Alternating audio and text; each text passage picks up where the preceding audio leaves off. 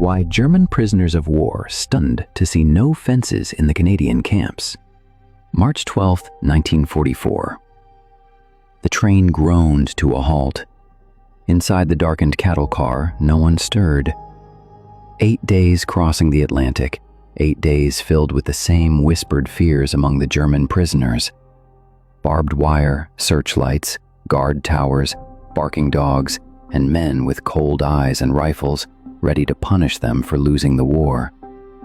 So, when the doors slid open, bathing the car in blinding sunlight, a collective hesitation rippled through them. A Canadian sergeant stood outside, clipboard in hand, his voice calm, almost bored. "Out you come.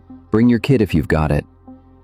No shouting, no threats, no rifle butts slamming against the metal, just a quiet invitation. Otto Weiss, a former corporal from Hamburg, was the first to move. He jumped down, his boots hitting packed dirt. He looked around quickly, expecting the rest of the camp to reveal itself, but what he saw made him stop cold. There were barracks, certainly, low wooden structures, a cookhouse, a medical hut, a shed stacked with firewood, a line of wash barrels glinting in the afternoon sun. But there were no walls, no towers, no coils of barbed wire, and most shockingly, no fence. Otto stared, his eyes watering from the effort to comprehend. Behind him, another prisoner dropped from the train, nearly bumping into his back. "What is it?" the man asked. Otto didn't answer, simply pointed.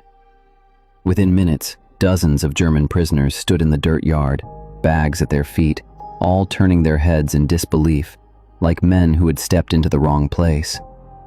One of them finally whispered in German, "Where is the camp?" Another answered, "This is the camp." A ripple of nervous laughter followed, but no one found it truly funny. They all saw the same thing: open land. The camp sat in a wide Canadian valley, dark pine trees in the distance, low blue hills rolling under a pale sky. A dirt road led out toward a nearby town. Beyond the barracks, there was nothing to stop a man from walking straight into the woods. A tall, blonde prisoner named Dieter muttered, "You mean we can just walk away?" A Canadian guard, no older than 25, overheard him. He turned and shrugged. "You can walk around campgrounds," he said. "Just don't go making trouble." Dieter blinked. "No fence?" The guard looked genuinely puzzled, as if the question were strange. "Don't need one." That answer unsettled them more than anger ever could have. The prisoners were lined up, counted, and shown their sleeping quarters. The barracks were plain but clean. Each bunk had folded blankets. A stove stood in the center. A handwritten schedule hung near the door: meal times, work details, wash rotations, medical checkups. Nothing about punishment, nothing about confinement, nothing about what would happen if they ran. That evening at supper, the Germans sat at long wooden tables, eating thick stew, bread, and boiled potatoes. No one complained, no one joked. Even the men who had spent months grumbling in other camps were quiet now. Finally, Otto leaned across the table toward Dieter. "This is wrong," he whispered. Dieter tore a piece of bread. "What part?" "All of it." He lowered his voice further. "No fence means they are certain we cannot escape." "Why?" Otto glanced toward the windows, beyond which the dark tree line rested like a wall of shadow. "Because of the wilderness, or snow, or distance, or because every person here would recognize us in 5 minutes." Across from them, an older prisoner named Franz shook his head. "No," he said. "It is worse than that." They looked at him. He swallowed and said quietly, "It means they think they don't need to frighten us." The words sat heavily at the table. That night, few men slept well. Every creak of the barracks sounded like a test. Every gust of wind against the walls felt like a trick. More than one prisoner got up in the darkness to peer through the window and confirm the same impossible sight. Nothing but open ground under moonlight. By the second week, the strange reality had settled in. The prisoners worked in supervised groups, cutting timber, repairing roads, unloading supplies, helping on nearby farms during harvest. Guards were present, but not in the way the Germans expected. Many carried rifles slung over their shoulders, but spoke with ordinary conversational voices. One afternoon, Otto and 4 others were assigned to load sacks of grain behind a farm outside camp. The nearest guard stood 50 yards away, smoking a cigarette and chatting with the farmer. Dieter stopped lifting for a moment and looked toward the open field stretching west. "You see that?" he said. Otto kept working. "I see it.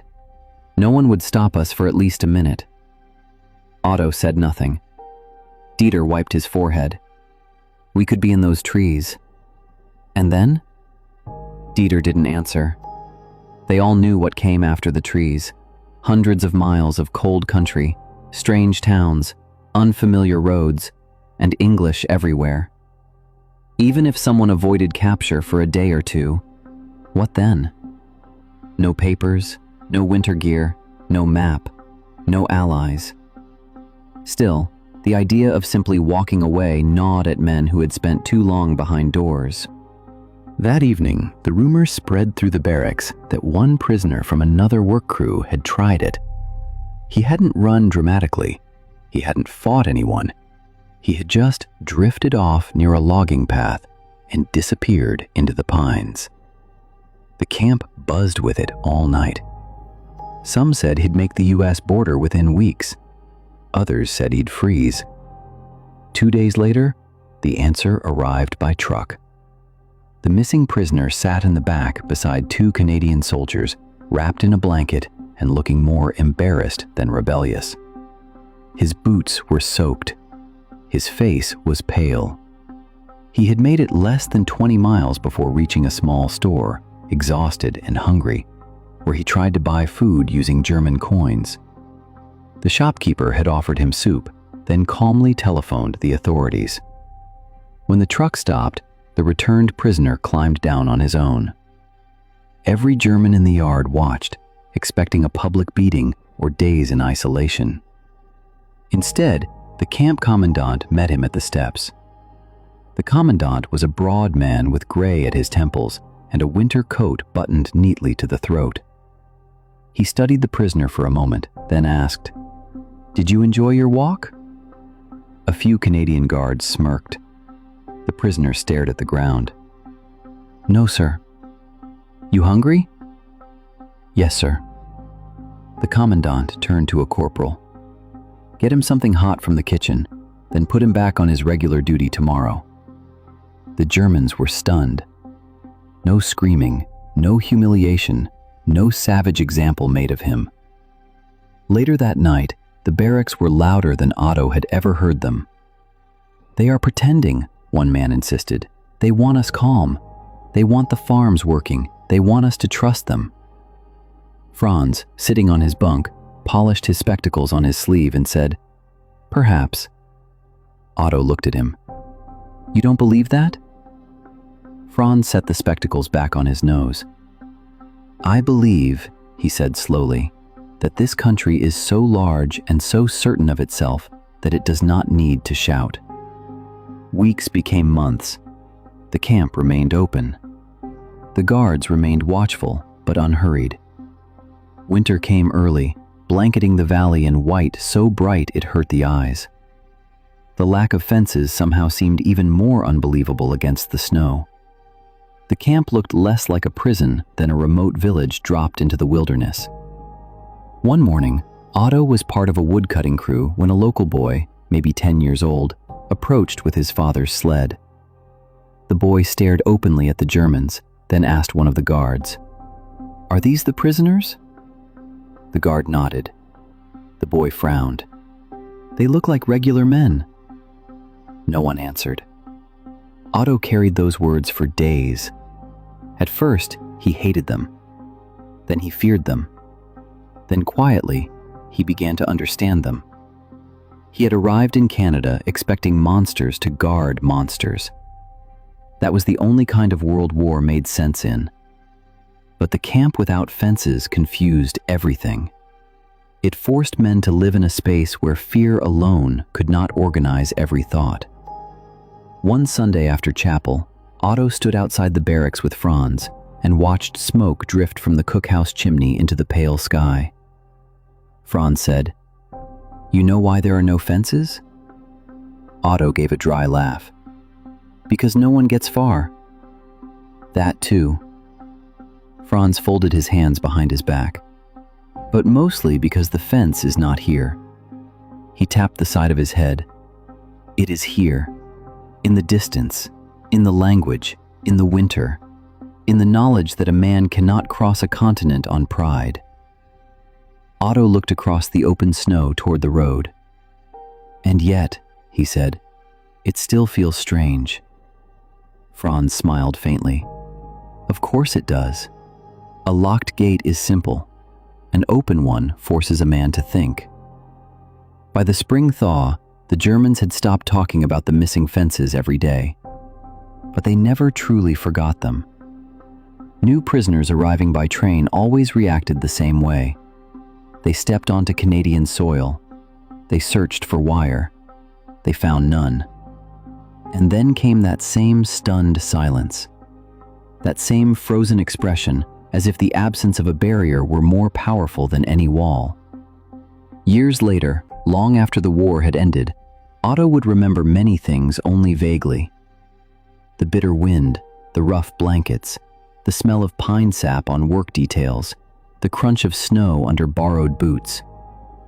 But one moment remained sharp as glass.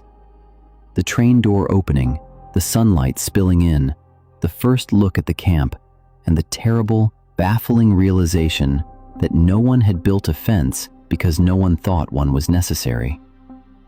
For a man raised on orders, walls, and warnings, that was more unsettling than barbed wire ever could have been.